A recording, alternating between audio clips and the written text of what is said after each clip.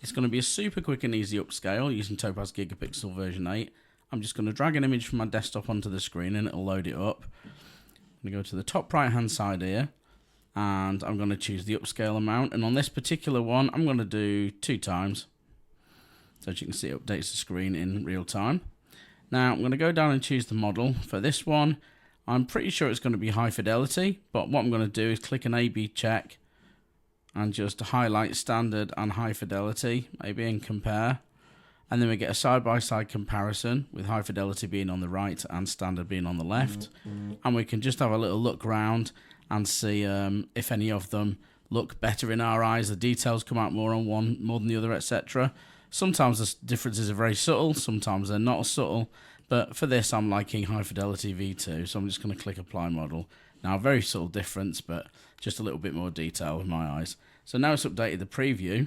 We can quite simply go down, skip generative models because that's not relevant here. Model settings, where we can add some sharpening. We can denoise a little bit if we need to, and fix compression. Now, it's worth noting that if you adjust these when you don't need to, you might actually make the image quality a little bit softer or compromise the image quality. So on your original or your before image, you can have a look here. Unless you see notably any of these problems, then I wouldn't touch it. So I'm going to go back to the full screen preview here, and maybe you could sharpen it a tiny bit, but the fur's already very sharp because this is an AI image and it's generated high quality. So we can add a little bit of sharpness to try and bring the details of the fur out a little bit more. It doesn't need a denoise. It doesn't need a fixed compression, in my opinion. Face recovery, we can try face recovery, but I think the faces in this image actually look okay. But let's just see what happens. Let's click face recovery.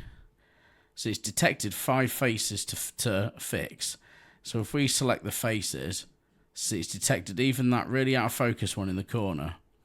Okay, so now I'm going to go down, set it to realistic mode, and I'll set the strength. I'll start off with something about 70, and let's just see what it does. It's currently reprocessing and enhancing the image. So in a minute I'll be able to...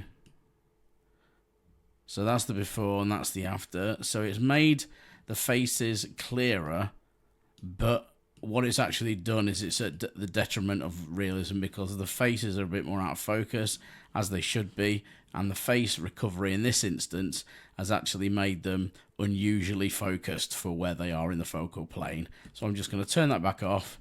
And I'm happy with that off now. So I just click export image, and there is my high-res image ready to go, looking great.